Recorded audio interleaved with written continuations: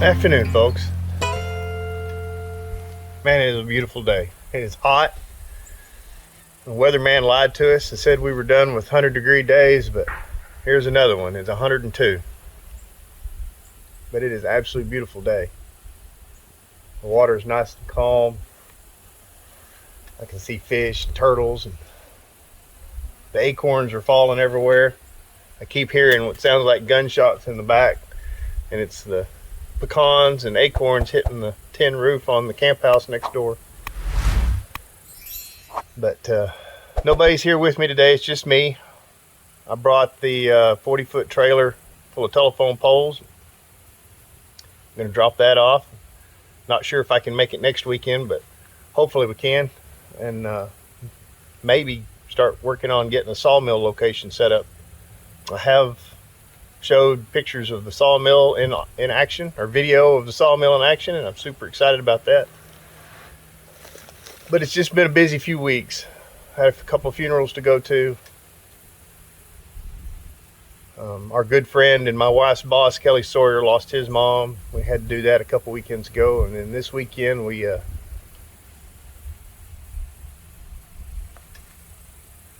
lost a matriarch to this place.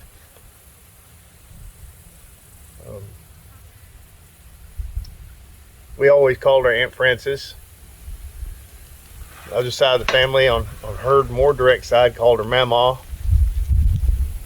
But Francis Edmiston, Francis Fish, she was my grandmother's sister. And man, what a woman. What a woman. They don't make them like her. She was one of a kind and a force to be reckoned with. At the funeral, the pastor, everybody was telling stories and talked about what's she doing right now in heaven. The pastor talked about how he loved to watch her let WF, her husband that passed away many years ago, but she used to let WF think he was doing it his way, but in reality she was running him from the sidelines. But she was a heck of a woman. They showed a couple of videos of her at the funeral, and I'm going to see if I can get a copy of those videos to post. So if this is my if this is my great grandkids watching this video, or even grandkids, or just anybody that's interested, I'd love for you to be able to hear her and see her talk. She loved to tell stories. If you ever sat down at a card game or a game of dominoes, you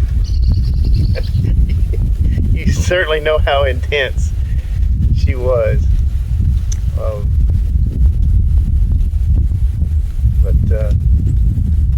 Yeah, awesome woman. She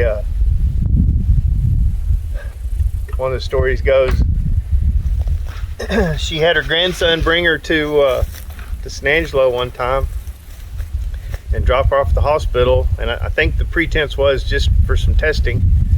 And she told him, well, I'll call you when I'm ready to be picked up. And when he came to pick her up, she was in a wheelchair, and so he called his dad, William, and said, hey Dad, something happened here. I'm not sure what, but I think anyway, I don't know exactly the whole story, but she'd had a mastectomy and hadn't told anybody. And so William made her come spend the night at his house that night in town. But then I think that night, they'd had a big storm, and lightning had struck the well house. And so it was either the next day or a couple of days later, she got out there and rewired the pump, the control unit for the pump, all by herself. One story was that she even pulled the pipe out of the ground, put a new pump on it, but I don't know. I think that would have taken more work than just one person could do. But she did all that just after a couple of days of having her breast cut off. She was loading up the trailer one time to get some work done. Nobody else was around. She went out to hook the trailer up and had her work gloves on, and I think they were just kind of a cotton work glove. But she started to set the trailer down on the ball, and it got stuck, and she reached up there to like open the jaws on it. It was one of those bulldog type that have to split open. She reached in there to pop it open, and it sucked her, the glove caught, and it sucked her whole finger. As it sat down, it just pulled her hand up in there and cut the end of her finger off. And I'm pretty sure it was the middle finger. But she pulled her hand out of the glove, washed it up, cleaned it up, jacked the trailer up, got her glove out, tried to find the end of her finger, couldn't find her finger, and then decided she better go get some stitches, go get it looked at. And she took off towards town, and one of the neighbors wasn't there to give her a ride, and so she went up the road a little bit further, and another neighbor wasn't there to give her a ride. So she said, well, I'm just going to go to Angelo and get it looked at. And it just so happened that my mom's twin sisters were in town from Durango, Colorado, Sarah and Ann. And so they all met her at the ER. She got her finger stitched up. My mom tells the story that she came out once. They were all in the waiting room, and they came out. She said, oh, I'm fine. And I apologize. I can't hardly talk about Aunt Francis without kind of mimicking her, and I'm not doing it out of spite. I do it because I love it so much. She was such a unique woman. But she had the shakes. There wasn't kinda. She had shakes pretty bad, and she kind of shook like this and head bobbed all the time, and it was just as cute as could be. And she came out. Her hand was all bandaged up. She said, I'm fine. Y'all just go on without me. And she went back inside. She said hi to him and went back inside. One of my mom's sisters said, well, let's just go eat. She said she was fine. And my mom said, she cut her finger off. Like, what do you mean? It just had a bandage on. I said, yeah, it was all bandaged up, and it was her middle finger, and it was still shorter than the other two after all the bandage. She cut her finger off. They were right. She cut her finger off. She didn't let it stop her. There's so many stories. Oh, I have a guy that works for me, friend, Mark Lange. I've known him since he was in high school and I was in my 20s. And he runs the off-road shop for me. Awesome dude. He's a big, tall guy. I don't know how tall, 6'4", something like that, 6'3". Probably close to 300 pounds. He is not fat. He's a big dude, but he is not fat. But Francis, he likes to ride motorcycles and jet skis and do all those things. And he came in one day and he had a dirt bike. I think it's KTM dirt bike in the back of his pick-em-up truck. And Francis came in and sat down and sitting over there shaking. Mark, he said, yes, ma'am. Is that your motorcycle in the back of your truck? He said, yes, ma'am. She thought about it for a minute and then finally said, you know, if that thing had some pedals on it, you wouldn't be so fat. And Mark's not one of these guys to be speechless, and he was he was kind of speechless. But really gonna miss her. I know a lot of people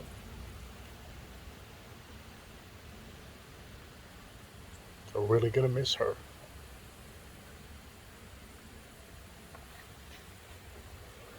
She was a school nurse in El Dorado for just under 30 years. Till WF got sick, she quit to take care of him. WF was a force to be reckoned with himself. Of course, he kind of had to be married to Francis, but both of them were some of the hardest working, most godly people I've ever known.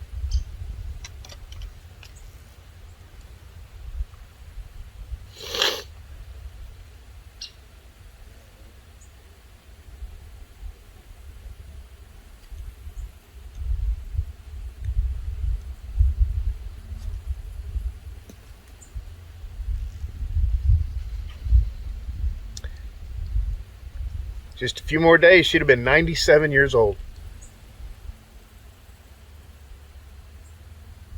And up until I think it was 2 weeks before she started feeling really bad, she was still running their ranch. And yeah, she had some workers. She always had a couple of one or two guys helping her out, take care of cattle, and family and friends loved to come help out too. I hadn't done anything in years for her, but not for lack of asking. She didn't like to ask for help. She wanted to do it all herself because she was a very proud woman.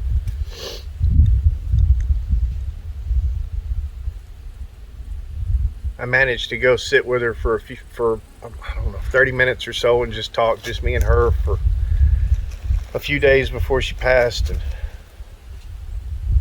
her brain was still 100% there. She was still 100% there. It just, body was failing around her. And all the things that she asked me, she was worried about how everybody else was doing. But we did talk about how thankful she was to be as loved as she was, and had all the experiences that she'd had.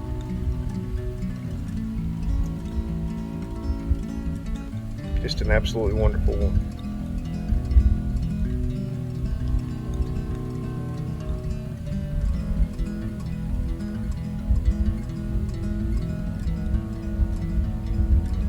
Go sit and visit with your old folks, people.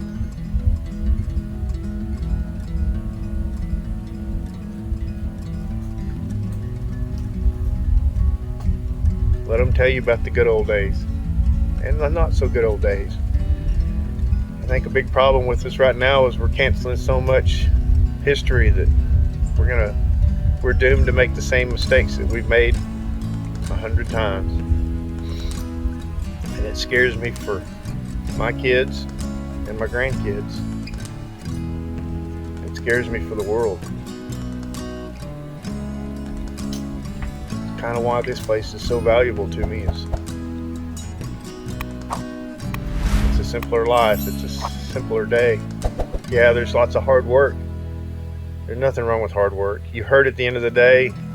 You may even hurt when you get up in the morning, but it's still, you get out here and you get your hands in the dirt, and you joke with your buddies, and you live life, and that's what it's all about.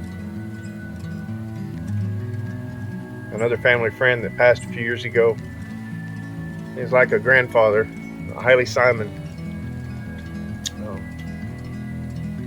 He's family, but I don't remember exactly how it goes around. I'm still friends with his son Mark. Mark's an awesome guy, but he told me when he was in bed ready to go, he told me that he'd figured out the secret to life, and that was living it. Live every day as a gift. Live it and enjoy it. So do that, folks. Everything here is a gift. None of us deserve it. Don't care how hard you work, you'll never earn it. It's all a gift.